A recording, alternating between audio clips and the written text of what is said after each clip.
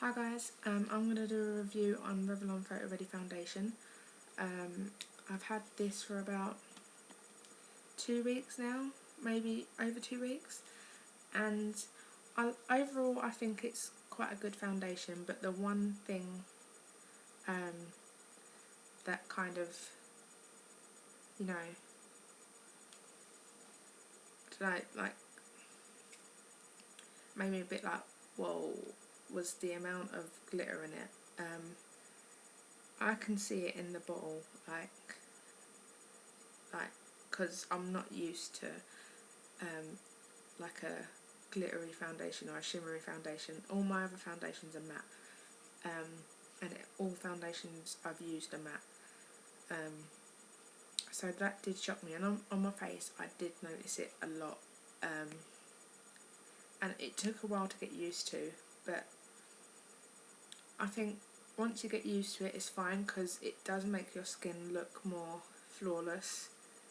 Like, not completely, because I haven't got flawless skin, but it does make your skin look better. It says on the back, perfect airbrush skin in every light, complete coverage, oil free and fragrance free. It definitely isn't fragranced. It doesn't make my skin feel oily, so I definitely think it's oil free and fragrance free, but I don't think it's complete coverage. I think it's more of a medium coverage, or even like a light/medium coverage on its own anyway, but it is buildable. I think you can build it up to get a better coverage, and also it's very blendable, like it blends well. I've used it with two different ways. I've used it with a flat top brush and just a normal foundation brush, and both ways it blended nicely. But another thing, when I went and bought it, I wasn't highly impressed with the selection of shades available. I'm not quite sure how many there is, but there was probably less than 10, and I'm more cool tones, like I have more yellowy undertones rather than kind of orangey undertones, like they're more warm colours. And when I went and got it, I had to get this shade, which is caramel, and the shade before this was too light, and this one's slightly too dark. As you can see, if I compare it with my MAC foundation, my MAC is more yellowy undertoned, and this one's more of a warm coloured undertone. So what I do when I apply this, I either mix it with my Studio Fix Fluid or my Revlon Colour Stay foundation, just to make it slightly lighter, because it is too dark. But I reckon when summer comes and I get a tan, it should be fine. And also it just minimises the amount of shimmer in it, because it is very shimmery and it takes a while to get used to. It stays on pretty much all day. It doesn't smudge or anything once you've set it and you've primed your face and stuff.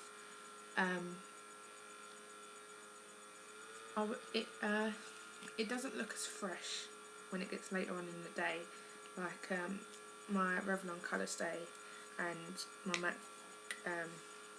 Studio Fix Fluid looks much fresher than the Revlon Photo Ready does when it gets to later on in the day.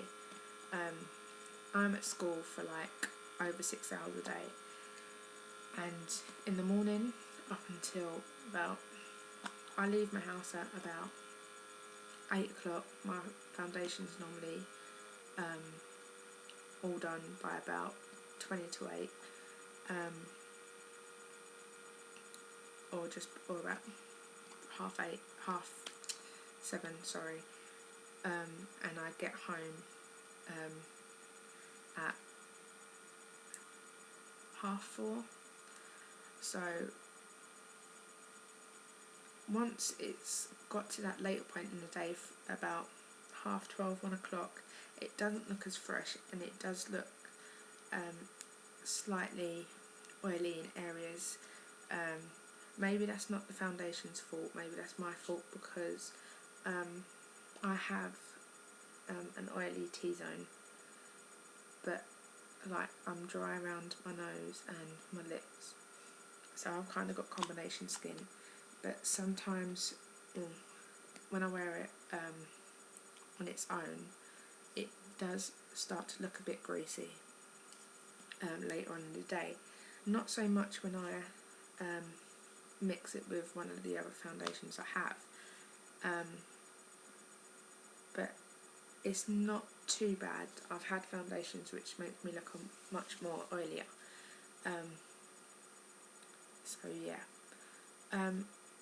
When I purchased this, I got it from Boots, and it was only $9.99, but the original price is $12.99. I'm not sure if it is still $9.99 or $12.99 because I haven't been in Boots lately and I haven't checked it. But I don't think I would pay $12.99 for it again. I don't think I'm not sure if I would repurchase this. Like, I don't really repurchase any of my foundations apart from my MAC one. I normally like to try out all different things. Like, this isn't one of them foundations which I'm absolutely blown away by, which I will run out and repurchase as soon as it's gone.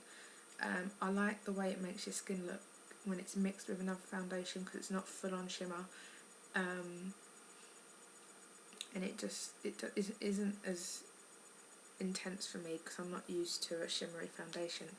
And also I was quite disappointed with the selection of shades available, so that is one thing that disappointed me. I reckon if Revlon maybe put out a few more shades for this particular foundation, then I would consider rebuying it. But the fact that I have to go out of my way and mix it with another foundation to make the shade lighter, I don't think is very, it isn't very good. I just don't think you should want to be able to find a foundation which is very close to your skin tone or matches your skin tone, without the hassle of having to try and match it yourself, with another foundation. So yeah, maybe if they kept the price at $9.99 and made more shades available, and I found one which matched my skin tone, then I would consider rebuying it. But other than that, then I probably won't, if that doesn't happen. Also, another thing what I like about it, is the fact that it has a pump. I don't like it when you get a glass bottle of foundation without a pump. Like, I prefer glass bottles because I just think they look better. But most of them don't come with a pump. Like, this is my Revlon Colour Stay, it has no pump. This is the Max Studio Fix Fluid, and it doesn't come with a pump, you have to buy it. It comes with a lid like this, and I kept it just in case. When I back to Mac it, the empty bottle, because I'll keep the pump for the next bottle of it. You have to buy a pump for it. Most foundation in glass bottles don't come with one. So I think it's really good that this one comes with a pump. The only problem is that I find that it distributes too much product when you pump it, but I don't really mind just doing a half pump if it comes with a pump, because I hate having to pour it out or tip it. It's just more messier and more hassle. So yeah, pump's good. That's definitely a plus. So that's all I have to say on the Revlon Photo Ready foundation. If you have it, then comment below with your comments. I just want to reinforce the fact that this is all my own opinion. I'm not getting paid to do this review, and I'm not associated with Revlon. That's all, guys. I'll see you in my next video. Bye.